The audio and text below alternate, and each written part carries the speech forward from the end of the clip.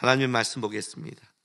마태복음 8장 1절에서 22절까지입니다. 무지하게 깁니다. 오늘 1절부터 22절까지 한번 쭉 보겠습니다.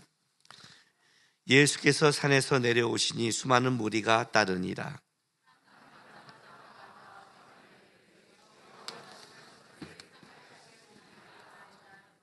예수께서 손을 내밀어 그에게 대시며 이르시되 내가 원하노니 깨끗함을 받으라 하시니 즉시 그의 나병이 깨끗하여 진지라.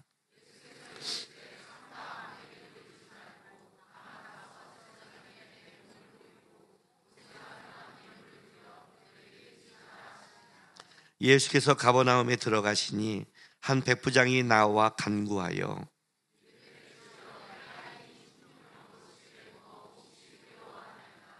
이르시되 내가 가서 고쳐주리라.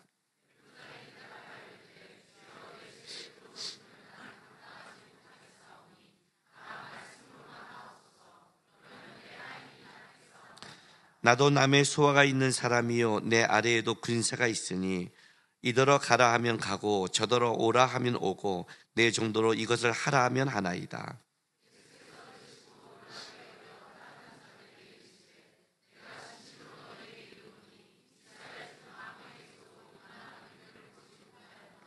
또 너희에게 이르노니 동서로부터 많은 사람이 이르러 아브라함과 이삭과 야곱과 함께 천국에 앉아 있으려니와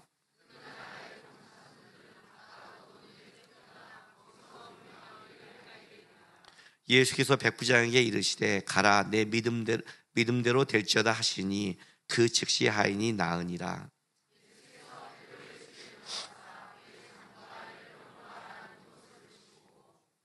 그의 손을 만지시니 열병이 떠나가고 여인이 일어나서 예수께 수종들더라.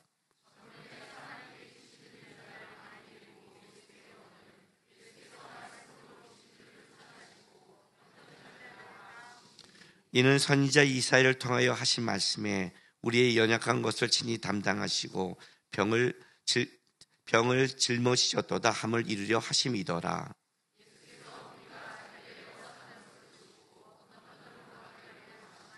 한 서기관이 나와 예수께 아뢰되 선생님이여 어디로 가든지 저를 따르리이다.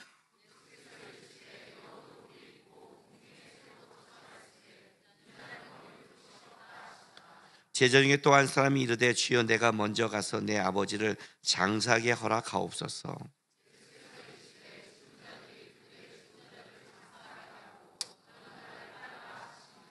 아멘. 아마 제가 우리 교회에서 설교하면서 이렇게 본문을 길게 잡은 건 처음인 것 같아요. 그렇죠? 처음인 것 같아요. 왜냐하면 오늘 여기 여러분이 딱 보기만 해도 단락이 크게 4개가 나눠지죠. 문득병자, 백부장 하인, 베드로의 장모, 그 다음에 제자들. 아주 본문의 그 내용만 해도 만만치가 않아요. 이사야 예언부터 시작해서 만만치 않은 예언이 듣는데 사실 요 정도면 수련회 가서 2박 3일 동안 한 본문을 지금 제가 이거 이제 큰일 났어요. 오늘 설교가 얼마나 길려고 목사님이 저렇게 끄집어냈을까, 그죠? 수련회 갔다 와서 뜨거워갖고 지금 배는 게 없나 보다 정도로. 오늘 제가 여러분들에게 이 본문을 길게 잡은 거는 이유가 있습니다. 성경을 볼 때, 성경을 어떨 때는 이렇게 잘 잘라서 볼 수도 있어야 됩니다. 이제 이걸 목사님들이 주로 많이 공부를 하는 거죠. 성경을 잘 잘라서 깊게 하나씩 보는 훈련을 받아야 된단 말이에요.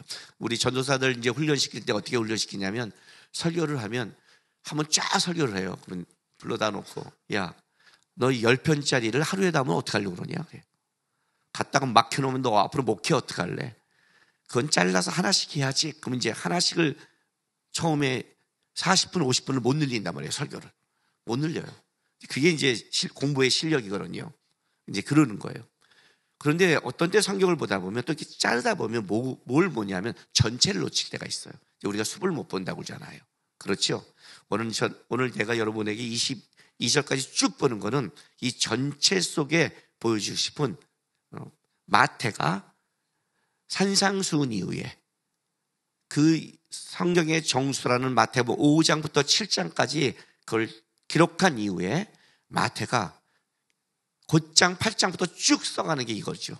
그러면 이제 사도 마태는 어떤 것을 알려주고 싶어서. 복음서마다 특징이 있는데 산상순의 이 귀한 말씀을 천국의 그 진술을 알려주고 나서 내려오신 예수님이 삶이 어떤 것인가를 기록했다는 거죠. 그걸 한번 여러분이 쭉 넓게 봐야 마태가 말하고 싶은 산상수의 예수님이 보여주고 싶은 마음이 이거였구나 하는 것을 찾을 수 있게 제가 오늘은 길게 잡았어요. 하나하나 들어간 게 아니라 뭘 보여주고 싶은지를 보는 거예요. 자, 보여요. 자, 먼저 8장 18절부터 22절을 보고 갈게요. 여러분 이제 성경책에 보면 조금 나를 따르라 그런 이제 제자의 도거든요. 제자를 따르게 하는 주님을 따르는 자의 삶이란 말이에요. 18절에 예수께서 무리가 자기를 에워싸온 것을 보시고 건너편으로 가시기를 명하니라. 건너편 거라사라 지방으로 보는 거예요. 거라사. 왜냐하면 많은 무리가 따라오니까 예수님이 시기 원해서 가기 원하시는데 한 서기관이 나와서 예수께 아뢰되 선생님이여 어디로 가든지 저는 따르니이다 라고 고백을 해요. 그리고 예수님은 예수께서 이르시되 여우도 굴이 있고 공중의 새도 거처가 있으되 인자는 머리 둘 것이 없다 하시더라가 이제 첫 번째 제자에 나오는 거예요. 한 서기관이 나와서 선생님 어디로 가든지 저를 따르겠습니다. 이건 굉장히 특별한 거예요. 왜 특별하냐면 여태까지 예수님 앞에 나와서 주님 제가 따르겠습니다 고백하는 사람이 있을지언정 서기관은 어떤 사람이냐면 이 당시에 율법을 맡은 자들이에요. 율법을 고수하는 자들이에요. 그리고 그들은 모든 사람이 어떤 사람으로 알려져 있냐면 율법의 선생으로 알려져 있어요. 헤롯이 동방바사가 왔을 때 예수님이 메시아가 태어날 곳이 어디냐를 알려고 할 때 누굴 부르냐면 서기관을 불러요. 왜냐하면 그들이 성경에 정통한 자들이니까. 성경 그러면 그들에게 물어요. 그러니까 어떤 식이냐면 지금 쉽게 말하면 목사들이 가서 따르겠습니다는 거예요. 그거 좀 다르죠? 좀 다른 거예요. 여러분이 우리가 이제 제가 말씀을 전할 때 이런 게 있어요. 뭐 은혜 받았습니다. 우리 목사님 말씀 좋아요. 이럴 때 물론 고맙죠. 감사하죠. 근데 언제 제일 또 기쁜 줄 아세요? 목사들이 여러분들이 은혜 받았어요. 막 감사해요. 막 그런 거는 감사하다가 어느 날 기분이 확 찬물이 확 끼얹어질 때가 있어요. 언제냐면 목사님 말씀 너무 좋아요. 너무 고마워요. 그다음에 어느 날 목사님 이 목사님 말씀도 좋아요. 딱 갖고 왔는데 어떻게 내 말씀이 좋대는데 이 목사님 말씀이 좋대. 왜냐면 나랑 저 반대의 말씀을 전하는 자들 있잖아요. 그럼 얘는 말씀을 갖고 은혜 받는 게 아니라 그냥 지가 듣다가 지 감정에 좋고 그날 받으면 은혜였구나. 그리고 그 사람한테 말씀을 전하려면 순간 보면 성경 공부 이렇게 할 필요가 있나? 이런 느낌을 받는 거예요. 절대 내 말씀이 좋으면 안 좋아야 될 말씀이 있단 말이죠. 정반대되는 거. 그러니까 저한테 와서 함부로 어느 목사님 말씀 은혜 줬다고 하지 마세요. 내 말씀이 좋으면 이게 개통이 같아야 돼요. 개통이. 그잖아요. 개통이 같아야 돼요. 근데 그게 아니라 목사들이나 전사들이 목사님 말씀 너무 좋습니다. 요건 좀 다르죠. 그렇죠? 공부하는 사람들이. 여러분은 아직 몰라요. 공부를 안 해봐서. 요건 좀 기분이 다른 거예요. 서기관이 나왔다. 아주 다른 거죠. 율법에 가르치는 스승이자 율법을 맡은 자들. 그 율법을 맡은 자가 예수께 와서 당신을 따르겠습니다. 이 말은 쉽게 말하면 박사들이 박사를 따르겠다는 뜻이에요. 교수들이 교수를 따르겠다는 거예요. 다른 논리를 갖고 있어요. 근데 오늘 예수님이 뭐라고 말씀하시냐면 어떤 의도가 있어서 얘기하겠죠. 내가 따르겠다 할 때는 어떤 의도가 있을 거예요. 그 의도가 좋든 나쁘든 일단 접어두고 예수님이 이렇게 말씀하시는 거예요. 야, 나는 내 삶이 어떤지 줄 알아? 머리 둘 곳이 없어. 그래요. 너 나 따라오는 게 어떤 건지 알아? 쉽게 말하면 이거 무슨 말이에요? 힘든 삶이죠. 그죠? 집이 없다는 게 어떤 건지 아세요? 집이 없다는 것. 집 없어 보셨어요? 제 주민등록 초본을 보면 깜짝 놀래요. 일단 내 주민등록 초본에 기록된 말씀만 봐도 47번이 주소가 적혀 있어요. 6번이나. 기록된 것만 봐도. 근데 기록되지 않는 그냥 막 이사해서 하지 않는 것만 따지면 60번이 넘어요. 집이 없다는 게 어떤 건지 아세요? 쉼이 없다는 뜻이에요. 안식이 없다는 뜻이에요. 어느 날 주인이 나가라면 나가야 되는 거예요. 어렵고 힘든 삶이에요. 1년에 서너 번을 이사 다니는 거예요. 그 서너 번이 그냥 집도 아니라 점점 내려가고, 한 번은 쫓겨나서 갈 데가 없으니까 저기 그런 집 있죠. 다 재건축한다고 다 쫓아내는 그런 집에 몰래 들어가서 그냥 무너진 집 속에 가서 고쳐서 그 주인이 왜 이 집에 왜 들어와? 그러면 쫓겨날 때 쫓겨날게요. 돈 조금만 줄 테니까 좀 살게 해주세요 해서 그거 다 고쳐 살고 그렇게 살아봤어요. 화장실도 제가 다 고치고 뚫고 다 나무하면서. 그게 어떤 삶인 줄 알아요? 리아가를 가지고 이사집 나르고 고단한 삶이에요. 예수님 지금 그 말하는 거예요. 한 율법사, 인정받는 사람이잖아요. 당시에 인정받는 사람이잖아요. 서기관이라면 그 시대의 지식인이요 인정받는 삶을 살아가고 있는 네가 지금 나를 따르겠다는 거지, 내가 어떤 줄 알아? 얼마나 고단한 삶을 사는 줄 아니? 이렇게 말씀한 거예요. 두 번째는 뭐냐면 20절에 예수께서 이르시되 여우도 굴이 있고 공중의 새도 거처가 21절에 제자 중에 또 한 사람이 이르되 주여 내가 먼저 가서 내 아버지를 장사하게 허락하옵소서. 이건 제자가 이렇게 말하는 거예요. 주님을 따르겠는데 아버지를 장사한 다음에 따르겠습니다 이렇게 말해요. 예수께서 이르시되 죽은 자들이 그들의 죽은 자들을 장사하게 하고 너는 나를 따르라 하시니라 그래요. 와, 이 말씀만 보면 주님 진짜 매몰차죠. 그죠? 아버님 장례 치르겠습니다. 야, 죽은 자들로 죽은 자를 하고 넌 날 따라. 장례식도 못 치는 거죠. 그죠? 근데 이제 표현이 재밌어요. 죽은 자들이 그들의 죽은 자들을 장사하게 하고. 자, 앞에 죽은 자는 죽은 자입니까? 산자입니까? 산자죠. 그잖아요. 시신 보고 시신하는 게 아니잖아요, 지금요.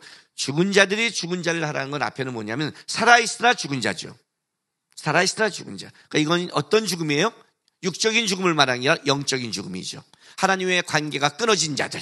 그러니까 다른 말로 할게요.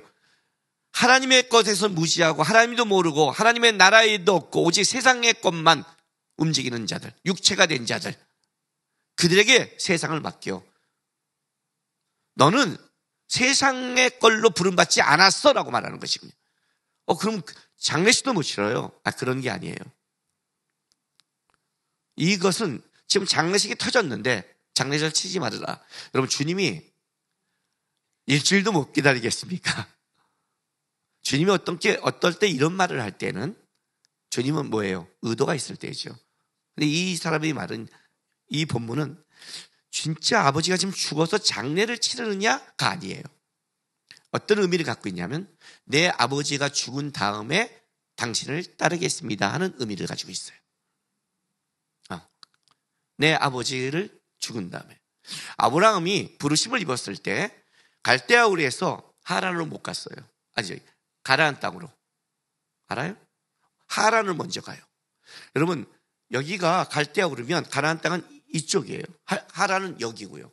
그러니까 쉽게 말하면 부산을 가는데 목포를 찍고 가는 거예요. 이건 말이 안 되잖아요. 이렇게 돌아가는 게 도대체 어디 있어요? 그렇죠? 왜요? 그의 아버지 데라가 부르심을 입은 자가 아닌 거예요. 근데 자기는 부르심을 입었기에 가야 돼요. 어떻게 하냐? 먼저 하란으로 떠나는 거예요. 일단 본토를 떠나야, 움직여야 그 다음이 되니까. 그리고 데라가 죽은 다음에 가나안 땅으로 가는 거예요.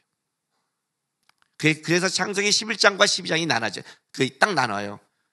데라가 11장 뒷부분은 데라가 있을 때 떠난 것 같이 하지만 데라가 출발한 게 아니거든요. 그래서 데라가 죽고 나서 12장부터 아브라함이 가요. 그러니까 아브라함은 부모의 반대가 있었지만, 데라의 문제가 있었지만 일단 출발한단 말이죠. 일단 출발을 시작했어요. 믿음의 길을 가는 사람은 다른 거예요. 이건 다른 논리예요. 내가 부모 효도할 거 하고 다 할 거 하고 인간적인 거 다 하고 그 다음에 하겠습니다 하고 우선순위가 뒤바뀐 거예요. 그래서 예수님이 여기다 뭐라고 말해요? 뭐라고? 세상의 일은 세상 사람에게 맡겨. 너는 다르게 부름받았어. 이 제자도 말하는 거예요. 그래서 보세요. 8절 22절 보세요. 예수께서 이르시되 죽은 자들이 그들의 죽은 자들을 장사하게 하고 너는 나를 따르라. 자, 오늘 제가 굉장히 고민했어요. 제목 정할 때 너는 나를 따르라 할까? 주님의 길을 따라간다는 거 할까? 왜냐면 너는 날 따라가 좀 더 멋있잖아요. 그죠? 근데 이제 1장, 8장 1절부터 그 앞에 부분, 세 가지 이 단락에 대한 부분 속에 큰 의미가 묶여 있어서 내가 앞에 주님의 길을 따라간다는 것이라고 제목을 정했어요. 자, 주님의 길을 따라간다는 게 뭘까요? 우리 예수님 따라가잖아요, 다. 따라가기 애쓰잖아요. 따라간 게 뭘까요?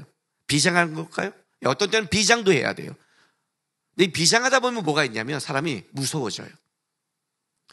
이제 주님이 따라가는 게 뭘까요? 일단 첫 번째 하나 정리를 해놓고 나갈게요. 정리를 골로새서 1장 23절부터 25절 말씀 보세요.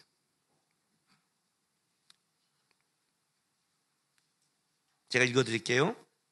만일 너희가 믿음에 거하고 터 위에 굳게 서서 너희 들은 바 복음의 소망에서 흔들리지 아니하면 그리하리라. 이 복음은 천하 만민에게 전파된 바요 나 바울은 이 복음의 일꾼이 되었노라. 나는 이제 너희를 위하여 받은 괴로움을 기뻐하고 그리스도의 남은 고난을 그의 몸된 교회를 위하여 내 육체에 채우노라. 내가 교회에 일꾼 된 것은 하나님이 너희를 위하여 내게 주신 직분을 따라 하나님의 말씀을 이루려 함이니라. 여러분이 갖고 있는 성경책에는 24절 앞에 뭐라고 소제목이 있냐면 교회를 위하여 바울이 하는 일이라고 써 있죠. 근데 지금 제가 읽은 거는 23절부터 25절까지 읽었죠. 그죠? 일부러 이렇게 읽었어요. 왜냐하면 24절에 뭐라고 하냐면 그리스도의 남은 고난을 그의 몸된 교회를 위하여 내 육체에 채우노라 그래요. 자, 우리가 주님을 따라간다는 거는요, 그리스도의 남은 고난을 채우는 거예요. 예수께서 우리를 위해 십자가를 지는 그 고난의 길을 따라가는데 우리가 그리스도의 남은 고난을 채우는 게 성도의 삶이란 말이에요. 근데 제가 일부러 24절만 읽는 게 아니라 23절과 5절 읽은 이유가 있어요. 보세요. 23절 끝에 이렇게 성경이 말해요. 나 바울은 이 복음의 일꾼이 되었노라. 25절 시작을 뭐라고 하냐면 내가 교회의 일꾼 된 것은 라고 교회의 일꾼으로 앞뒤가 묶여 있어요. 그죠? 그죠? 여러분 교회 일꾼이죠? 교회라니까 이 예배당을 말하는 게 아니에요. 여러분이 그리스도의 교회잖아요. 내가 그리스도의 성전이잖아요. 내가 하나님 앞에 지어지잖아요. 예수를 부름받은 모든 자는 그리스도와 함께 지어져가는 하나님의 일꾼이란 말이에요. 그것이 목사든 아니든 성도든 하나님 앞에 다 우리는 교회 하나님의 일꾼이란 말이에요.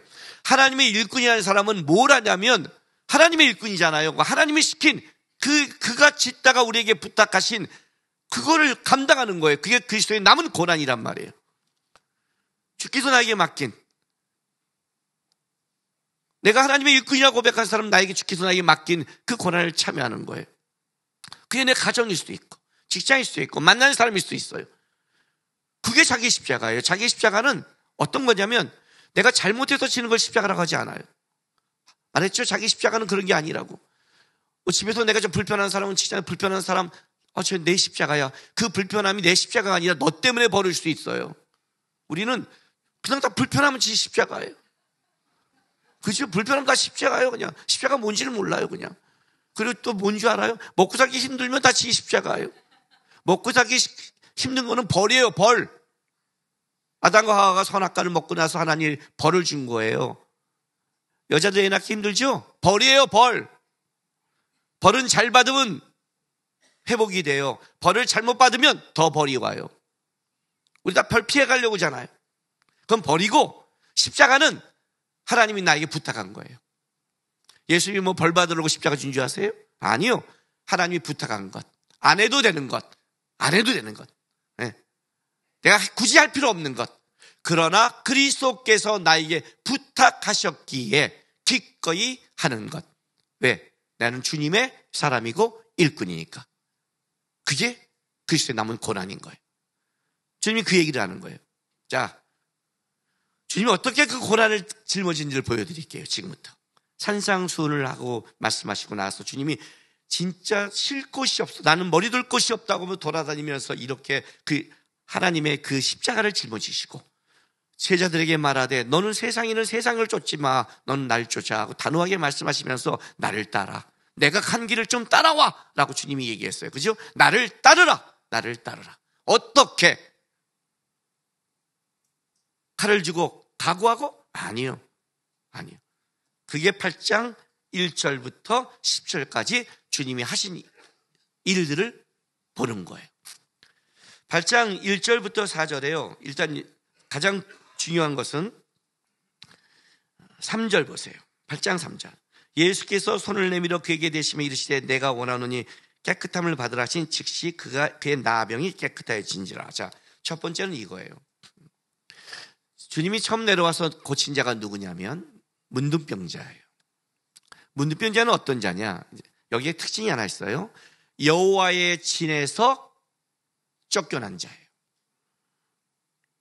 여호와의 진에서 쫓겨난 자. 그리고 그는 평생 어떤 자세로 살아야 되냐면 나는 여호와의 전에 쫓겨난 부정한 자를 너는 인식하고 살라는 거예요. 그래서 문둥병자들은 뭐라고 그래요? 지나갈 때 나는 부정하다, 부정하다, 부정하다를 외쳐야 돼요. 왜? 다른 사람이 자기를 부닥쳐서 부정하지 않도록. 그러나 그것보다 더 깊은 의미가 있어요. 왜냐하면 문둥병자만 부정한 게 아니에요. 피부병이나 또 다른 병도 병이 있을 때는 부정해져요. 부정이라는 것은 하나님의 거룩에 떠난 자니까. 근데 특별히 문둥병자만 더 부정하다고 외치는 그 말이 있어요. 왜 문둥병자만 부정하다, 부정하다, 부정하다고 외치게 했을까요? 문둥병의 특징은 뭐냐면 감각이 상실되는 거예요. 신앙의 제일 무서운 게 뭐냐면 영적 감각이 상실되는 거예요. 죄가 죄인 줄 모르는 게 무서운 거예요. 내가 하고 나서 내가 죄인 줄 알고 마음에 찔리는 사람은 그래도 신앙이 좋은 거예요. 신앙이 좋은 사람의 특징은 찔림을 알아요. 강팍 깨진 뭐예요? 회칠한 무덤. 딱 답답해지죠. 찔림이 없죠. 그리고 어떻게 좀 더 나가면 대항하죠. 대들죠. 분노하죠. 악해지죠. 이게 단계가 있는 거예요. 그러니까 말했죠. 내가 여러분들 딱 보면 얼마나 차차차 분별이 된다고. 이게 영적 단계가 있어요. 딱 있어요. 찔림은 되게 중요한 거예요. 근데 얘는 뭐 찔림이 없잖아요. 무감각하잖아요. 그러니까 뭐라고 그래요? 성경에서 네 말로 네가 부정함을 평생 듣고 살아 이놈아. 나는 부정하다, 부정하다, 부정하다. 들어. 부정하다, 부정하다, 부정. 왜? 나는 여호와의 전에 쫓겨났다, 쫓겨났다를 들어야 네가 그래도 여호와를 생각하지. 난 쫓겨나서 끝내버리면 얘는 부정하게 죽어버리잖아요. 쫓겨난 자예요. 여호와의 전에서. 근데 주님이 오셔서 쫓겨난 자를 회복시켜서 데려오시는 거예요. 주님의 사역. 첫 번째 사역. 쫓겨난 자를 끌고 오시는 거예요. 산상수훈의 말씀을 심령이 가난한 자는 복이 있나니 천국이 그들의 것이다. 네? 말했죠? 하나님이 복을 주시는 심령이 가난한 자는 복이 있다. 왜냐하면 그들이 천국이 그들의 것이기 때문이다. 천국을 맛봤으니까 심령이 가난했는데 그래서 하나님이 복을 주시고 세상에 소금과 빛의 위치를 주시고 옛사람이 말한 바와 내가 너에게 말한다는 가치를 변화시키고 나의 의가 아니라 그의 의를 살게 하시며 반석 위에 집을 지어서 하나님의 그 나라에 살게 하시는 그 축복을 누려서 이제 예수 안에 집을 짓는데 예수 안에 집을 못 짓는 자, 하나님 앞에 쫓겨난 자, 그에게 와서 첫 번째 사역이 그를 회복시키는 거였어요. 두 번째는 누구냐면 8장 5절부터 13절이에요. 자, 8절 보세요. 8장 5절부터 8절 볼게요. 예수께서 가버나움으로 들어가시니 한 백부장이 나와 간구하되 이르되 주여 내 하인이 중풍병으로 집에 누워 몹시 괴로워하나이다. 이르시되 내가 가서 고쳐주리라. 백부장이 대답하여 이르되 주여 내 집으로 들어오심을 나는 감당하지 못하겠사오니 다만 말씀으로만 하옵소서. 그러면 내 하인이 낫게 싸움나이다. 나도 남의 수하가 있는 사람이여 내 아래에도 군사가 있으니 이더러 가라 하면 가고 저더러 오라 하면 오고 내 종도로 이것을 하라 하면 하나이다. 예수께서 들으시고 놀랍게 여겨 다른 자들에게 이르되 내가 진실로 너에게 이르노니 이스라엘 중 아무에게도 이만한 믿음을 보지 못하니라 하고 이제 11절에 이방인들이 나중에 구원받는 얘기를 여기 쫙 들어와요. 자, 이건 이거예요. 문둥병자는 하나님의 전에서 쫓겨난 자예요. 그가 유대인이었고 그가 만약 문둥병이었으면 하나님의 전에 들어올 수 있는 자격이 있었지만 쫓겨났어요. 이방인은 아예 하나님의 전에 들어올 수 없는 자예요. 이해가 됐어요? 문둥병자는 부정한 걸로 쫓겨났다면 이방인은 아예 하나님의 전에 올 수 없는 자들. 처음부터. 그게 이방인인 거예요. 그래서 유대인들이 그를 어떻게 돼요? 짐승처럼 여기는 거예요. 그런데 오늘 여기서 이방인은 또 어떤 자냐? 백부장도 못 들어오는 거잖아요. 그렇잖아요. 근데 백부장의 종이에요. 백부장이 아니라 종이라고요. 그 당시에 종은 소모품이에요. 인격을 가진 사람처럼 대우받는 게 아니라고요. 소모품이란 말이에요. 근데 그 종이 아픈데 백부장이 예수님께 온 거예요. 그러니까 이 백부장은 훌륭한 사람이죠. 그런데 놀라운 건 이걸 본문을 보니까 이 백부장이 신앙이 있는 거예요. 아마 이 백부장은 이 유대 땅에 와서 로마의 군사 지휘관으로 있다가 하나님을 접한 거예요. 하나님을 접한 거죠. 하나님을 접하고 그가 하나님을 접했는데 그가 알고 있는 거죠. 뭐예요? 그는 이방인이라는 걸 알고 있는 거예요. 아마 그는 하나님을 접했고 자기의 위치를 알고 있었을 거예요. 세상적으로는 힘과 권력을 가졌지만 하나님을 아는 순간 그 힘과 권력이 아무것도 아닌 하나님의 전에 들어오지 못한 것. 아마 그런 마음이 있었기 때문에 소모품 같은 종에 관한 위로와 마음이 있었을 거예요. 그 소모품 같은 종을 위해서 백부장이 직접 가지 않아요.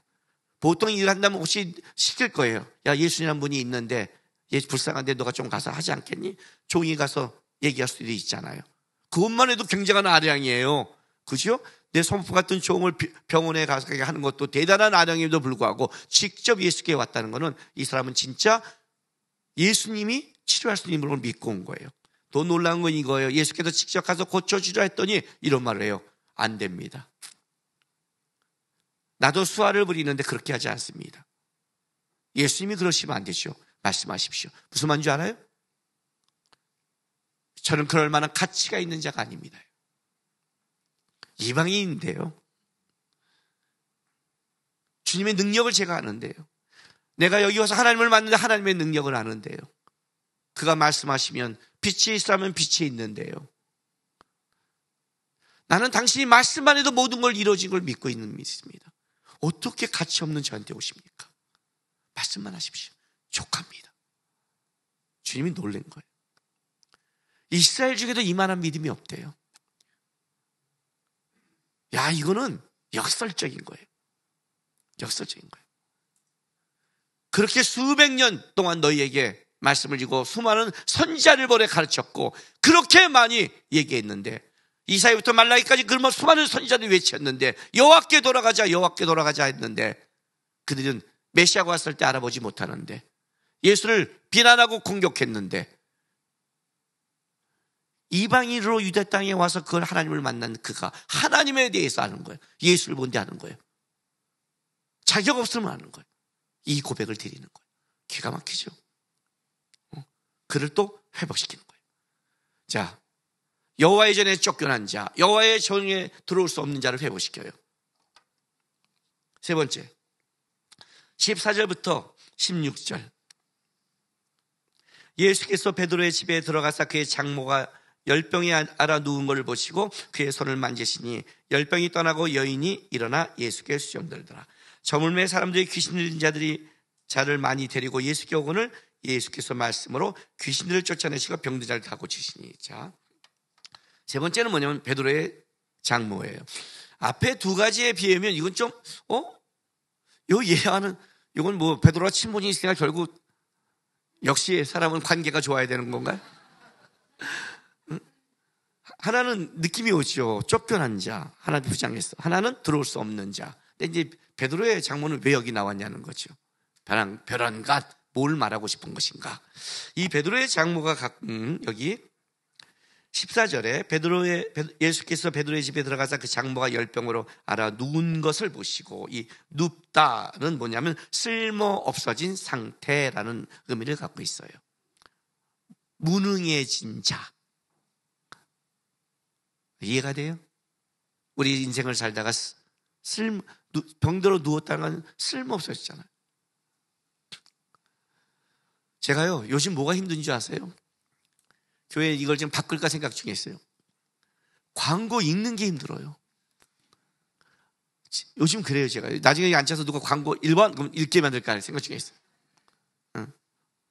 뭐 여러분이 좀 오늘 예배가 좀 드라이했다 하면 김정한 목사 읽게 하면 또 우리 김정한 목사 운율이 있잖아요. 재밌게 설교를 하고 나서 광고할 때 배심이 없어요. 힘도 죽겠어요. 지금도 설교하는 게 낫지. 설교를 이렇게 하면서 숨을 쉬잖아요. 성경을 읽으면 성경 읽을 때 힘들어요. 막 꼬여요. 많이 씹혀요. 저는 지금 수련회가 계속 가는 것 같아요. 가고 있잖아요. 어저께 수련회지만 저는 가고 있잖아요. 그러니까 힘이 없는 거예요. 사람이요, 힘이 없고 누워버리면요, 모든 게 진짜, 집에 들어갔더니 우리 아내가 여보 운동해야지. 근데 제가 그랬어요. 여보, 나 걷는 것도 힘들어 했어요. 요즘 못하겠어요. 기력이 없어. 기력이 없어요. 불쌍해 보지 마세요. 다 여러분도 그런 시 다 오고 다 우리는 그렇게 가는 거예요. 다 무슨 말이에요? 우리는 주님의 은혜 아니면 원래 이 쓸모없는 놈이었고 무능한 상태예요. 뭔 소리 하는 거예요? 육적인 좀 힘이 있으니까 능력 있어 보이세요? 아이고, 우리는 다 무능한 쓸모없는 자란 말이에요. 근데 주님이 와서 뭘 하냐면 이 쓸모없는 자, 무능한 자를 어떻게 돼요? 고치는데 어떻게 만드냐면 그 다음 본문 보세요. 15절. 그의 손을 만지시니 열병이 떠나고 여인들이 일어나 예수께 수정들더라 그래요. 넌 날 따르라. 예수를 수정들더라. 따르는 거잖아요. 쓸모없는 자를 예수를 섬기는 자로 만들어주는 거예요. 진 밖에 쫓겨는 자를 하나님의 관계에 있는 자로, 들어올 수 없는 자를 들어오게 하시고 쓸모없는 자를 주님을 따라가는 자로. 산상수의 주님의 회복을 아시겠어요? 주님이 어떤 일에 열심히 하시겠어요? 예? 그리고 나서 이렇게 말해요. 16절에 저물면 사람들이 귀신 들린 자들 많이 데리고 예수께 오고는 예수께서 말씀으로 귀신들을 쫓아내시고 병자를 고치라. 저녁 때는 이제 많이 귀신 들린 자를 많이 고치고 병들을 고쳐요. 이게 무슨 말이에요? 이게 하나님을 떠난 죄인의 갖고 있는 본질적인 거거든요. 예? 귀신, 하나님과 거룩한 하나님과 연결되지 못하고 세상 악한 자에게 끌려가는 자들을 회복시켜 주시고, 병든 자는 뭐예요? 병은 어떻게 왔어요? 죄를 짓고 난 결과가 병이잖아요. 우리가 병이 드니까 흙으로 돌아가는 거잖아요. 병이 드니까 흙으로 간단 말이에요. 이제 이 다음에 우리가 천국에 가면 거기는 눈물이 없고 병이 없잖아요. 왜? 죽음이 없으니까. 그러니까 병은 죽음으로 가는 길이란 말이에요. 우리는 다 나이도 병들어 죽는단 말이에요. 근데 주님이 병을 고쳤다는 건 뭐예요? 왜 이걸 뭘 갖춰주는 거예요? 회복을 얘기하잖아요. 주님이 오셔서 악한 영으로부터 회복, 죽음으로부터 회복, 그 얘기를 지금 하고 있는 거란 말이에요. 이게 주님이 끌어가시는 지금 하신 일들이란 말이에요. 지금도 하세요. 좋겠다.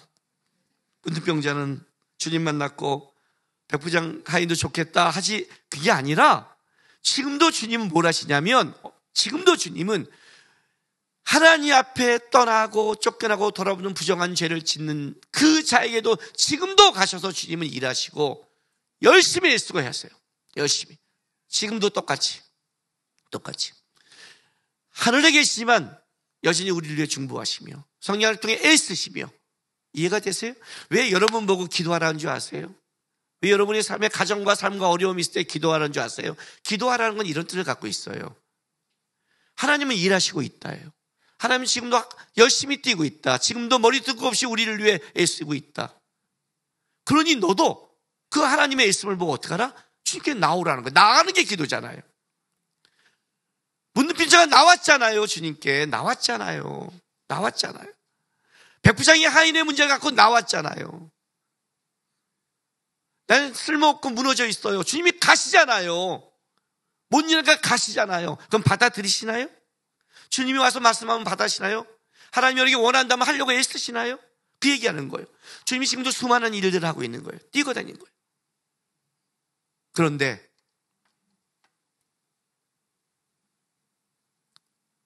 왜 이 본문을 길게 잡았냐면 요 말씀 때문에 잡은 거예요. 자, 저는 요 세 가지의 말씀을 여러분 지금부터 집중하시고 주님의 마음을 배웠으면 좋겠어요. 8장 3절. 예수께서 손을 내밀어 그에게 대신에 이르시되 내가 원하오니 깨끗함을 받으라. 자, 예수께서 손을 내밀어 그에게 대시며. 문둥병자를 주님이 이렇게 고칠 수 있어요. 내가 원하니 깨끗함을 받아라 해도 돼요. 그게 예수의 능력이에요. 문둥병이에요. 부정한 자예요. 물론 주님은 정한 자니까 부정한 자를 만지면 모두가 부정해지지만 주님의 정함은 부정함을 정하게 만들어요. 그렇죠? 그래서 잘 보세요. 여러분 문둥병자예요. 손댈 수 있어요? 가장 손대기 어려운지 아니에요? 진물이 흐르고 있고, 안 그래요? 굳이 될까요? 말해도 낫는데, 낫는 게 목적이면. 근데요, 주님이 손을 대요. 어떤 마음인지 아시겠어요? 주님의 이 따뜻함과 친절함을 아시겠어요? 손을 대요. 손을 대요. 8장 7절. 일시에 내가 가서 고쳐주리라. 고쳐주리라. 백부장이 뭐라고 말해요? 아닙니다. 오실 필요 없습니다. 당신은 말씀만 해도 됩니다. 진짜 말씀만 했어요. 이만한 믿음이 없다고. 주님이 몰랐을까요? 주님이 내가 안 가도 되지? 그랬을까요? 예? 그렇구나. 내가 마음이 앞섰네. 내가 잠깐 땅에 너희와 살다 보니 내가 지금 내 능력을 좀 잊었다, 야. 그랬을까요? 나는 말만 해도 되지? 이랬을까요? 왜 가려고 그랬을까요, 여러분? 직접 손을 내시고 내가 직접 갈게. 내가 갈게. 아시겠어요, 좀? 그가 산산수의 복음을 전하고 나서 하나님이 나는 이런 거야 하고 말하고 그냥 이렇게 살아가 아니라 그의 마음, 예수의 마음을 아시겠어요? 내가 가서 고쳐줄게. 8장 15절 14, 15절 이렇게요. 예수의 베드로의 집에 들어가다 그 장모가 열병에 앓아누운 걸 보시고 그의 손을 만지시니 열병이 있더라고. 여러분 이거 보세요. 제가요 병원에 신방 갈 때 신방 가면 목사님이 왔으니까 여러분도 병원에 있는 사람 마음이 약해지잖아요. 그리고 목사님 기도해 주세요 하잖아요. 목사님 기도해 주면 나을 것 같아요 하잖아요. 안 나요. 의사가 낫게 해요. 내가 나오면 병원 갈 필요 없어요. 그냥 우리 집에 오면 되는데 지도 알고 갔잖아요. 아니에요. 아닌 거예요. 그래도 지금 마음이 그렇잖아요. 그래서 하나님의 의사의 손길을 통해서 내 기도를 하면 그런 거 있잖아요. 어쨌든 약해진 상태잖아요. 그때는 누가 힘든 사람은 저도 살짝 손을 얹고 기도해 주고요. 손을 잡고 기도해요. 그냥 기도해도 돼요. 어깨라도 손을 제가 얹어요. 왜 얹어 아세요? 그냥 손을 얹음으로 그게 주님의 손임을 좀 인식하면 좋겠다 하는 마음으로 해요. 주님 제가 손을 대지만 이 사람이 기도를 받으면서 영적인 하나님의 이 터치가 있다 해도 모를 수 있으니 제가 손을 댈 때 하나님 주님이 더 따뜻하게 손을 대는 느낌을 받으면 좋겠습니다 하는 마음으로 살짝 내가 손을 대고 기도를 해요. 손을 만지는 거예요. 고쳐주는 거예요. 그리고 나서 오늘 본문 마지막에 17절에 이렇게 마태가 말해요. 이는 선지자 이사야를 통하여 하신 말씀에 우리의 연약한 것을 친히 담당하시고 병을 짊어지셨다 함을 이루려 하심이라. 여러분 이 말씀이 어떤 말씀인 줄 알아요? 예? 제가 맨날 성찬식 할 때 쓴 이사야서 53장 4절 말씀이에요. 그는 실고 우리의 질고를 지고 우리의 슬픔을 당하였거늘 우리는 생각하기를 그는 징벌을 받아 하나님께 맞으며 고난을 당한다 하였느니라의 말씀을 엿다 인용시켜요. 엿다 인용시켜요. 그리고 이제 성장시대 하는 거죠. 그의 찔림은 우리의 허물 때문이요 그의 상함은 우리의 죄악 때문이라. 그가 징계를 맞으면 우리가 평안을 누리고 그가 채찍에 맞음으로 그 말씀이 쭉 이어져 가는 거예요. 이해가 돼요? 이사야서 53장 이 말씀을 갖다 박는 거예요. 우리는 양 같아서 각기 제갈 길로 가거늘 그는 우리의 짐을 친히 담당하셨다는 종의 마음, 그 마음을 담는 거예요. 예수의 주님의 뒤를 따라간다는 건 이런 거예요. 고난스러운 길이에요. 하나님의 일꾼이 된다는 것은 어려운 거예요. 고단해요. 집에 일꾼이 된 사람은 고단해요. 그죠? 애 키우면서 집 쳐야 되고 집 쳐놓으면 남편들이 와서 칭찬 안 하고 이게 친 거야 하고 쉽죠. 또 깨끗이 친 여자들은 또 왜요? 남편이 들어오면 뭐예요? 뭐 하면 저기서 입어 내 집에 들어왔는데 내 집이 아니라 종 같고 고단하죠. 일꾼이 사는 거 고단해요. 고단하게 살아가는 거예요. 우리는 우리 삶이 다 고단한 거예요.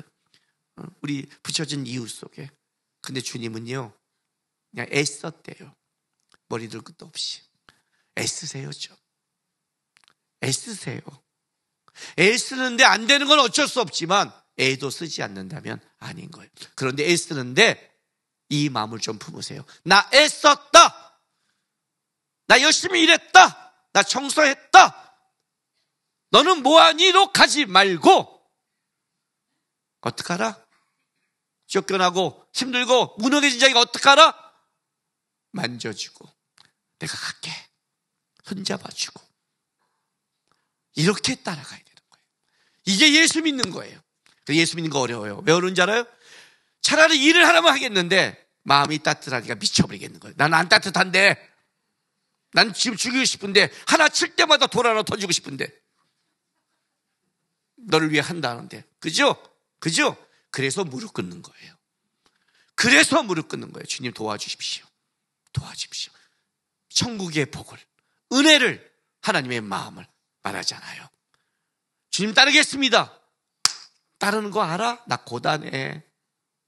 세상이랑 하겠습니다. 안 돼 이놈아. 그렇게 하면 너 망해 죽어 이놈아. 너가 나 따라와야 살아. 세상이랑 다 죽어. 나 따라와. 주께서 이렇게 말씀하시고 끌어가는 거예요. 나는 우리 성도들이 주님을 위해 여러분의 삶에 맡겨 좀 애쓰시고 주의 마음을 배웠으면 좋겠어요. 죽을 때까지 안 될지 모르겠지만 그래서 배워서 주님, 적어도 다른 건 몰라도 내가 주 나라 갔을 때 나에게 맡겨진 그 장소는 주님의 천국이 이루어지도록 애쓰며 왔습니다. 따르려고 애썼습니다 하는 그런 성도 되길 주의 이름으로 바랍니다. 우리 다 같이 한번 기도합시다.